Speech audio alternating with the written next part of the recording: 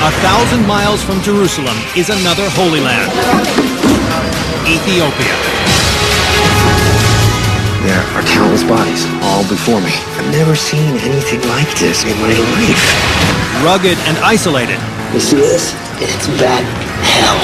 It's a secret vault of ancient Christian mysteries. Inside this small guarded church is the final resting place of the Ark of the Covenant.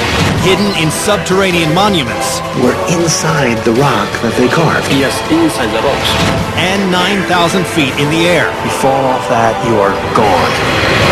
Christ's underground kingdom is revealed on Cities of the Underworld, Ethiopia, Secret Holy Land.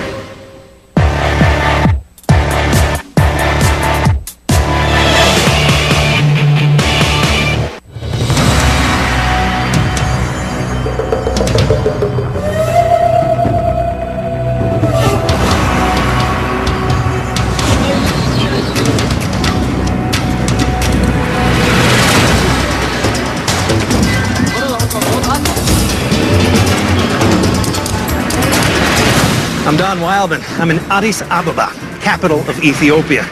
It's called the Cradle of Humanity. It's one of the oldest nations on Earth. Little is understood about the vast kingdoms that ruled this land for thousands of years. But during biblical times, their remote highlands were an important safe haven for refugees escaping persecution and war in faraway lands. Relatively little study has been done here.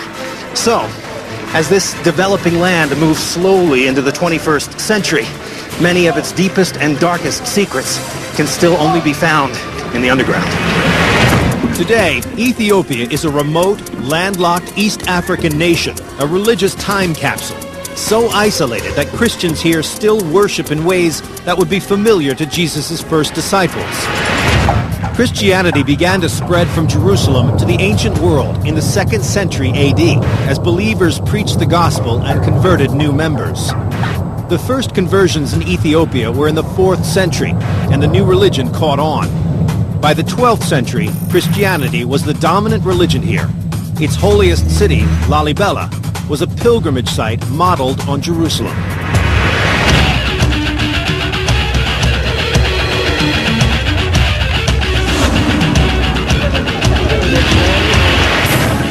This is the village of Lalibela, and while it might not look like it today, this was once the seat of a huge, ancient kingdom. At this time, this is the 12th century, the world was a radically changing place. Muslim armies had captured and conquered a huge swath of North Africa and the Middle East, including the holy city of Jerusalem. As a result, Christians here were completely cut off, isolated from the rest of the Christian world. The king here, King Lalibela, set out to create a new Jerusalem, here in the underground.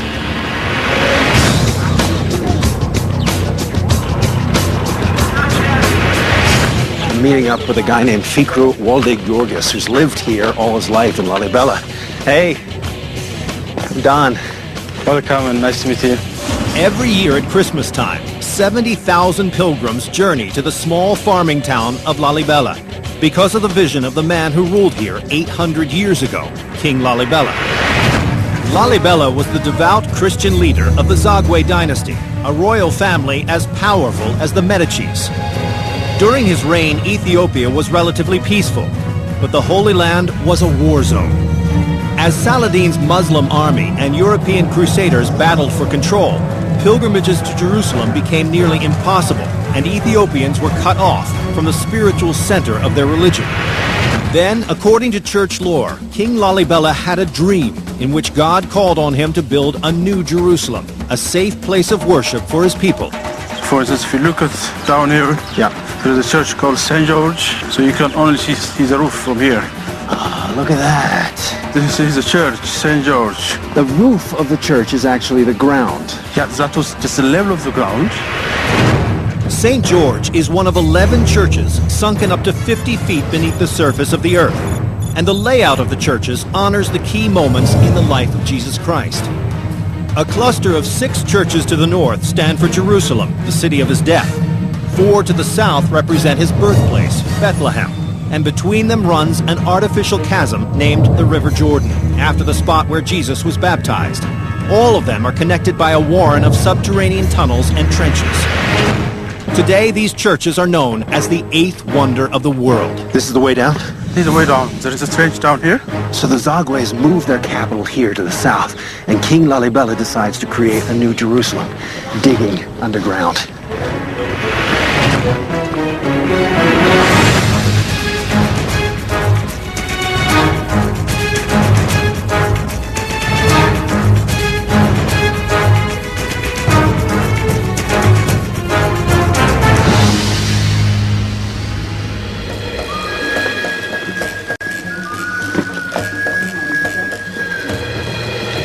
There's actually a service going on right now. I mean, these churches are all still very much active.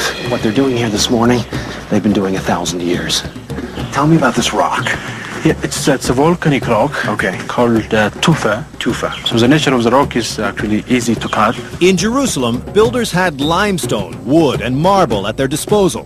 Here they had durable, easy-to-carve tufa rock, and they made the most of it. Digging down to depths between 35 and 50 feet from the surface, the 12th century builders extracted stone from all sides of the church, leaving a monolith inside a man-made canyon. Then they carved out the inside of the building, like a pumpkin, and carefully crafted the exterior details. They've gotten exact angles and precise corners. If you made a mistake while you're doing this, it was... Well, that's really the thing. There's no way to rebuild it. If you made a mistake, that's all. Right. Church chronicles dating back to the 15th century claim that angels helped the workers here build this massive and miraculously precise church, and 10 others like it, removing 150,000 tons of rock over 23 years. Over 100 clergymen live here today, just as they did in the 12th century, administering the rites of birth and death. So all around here, I'm noticing these holes, these actual... Oh, yeah, that was just a grave. Look at here. Even look like coffin. Has got a coffin shape. So these were filled with coffins? Just actually? filled with coffins. Look at here. Now, there's a bone here. Wow. The bodies of the faithful, who may have come here to die in this sacred spot, have no names. There are no written records for Lalibela from the time, only legends orally passed down through generations.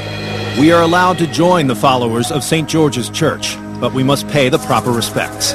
So you take your shoes off at every church? Yes, in all the churches. All right, let's go inside.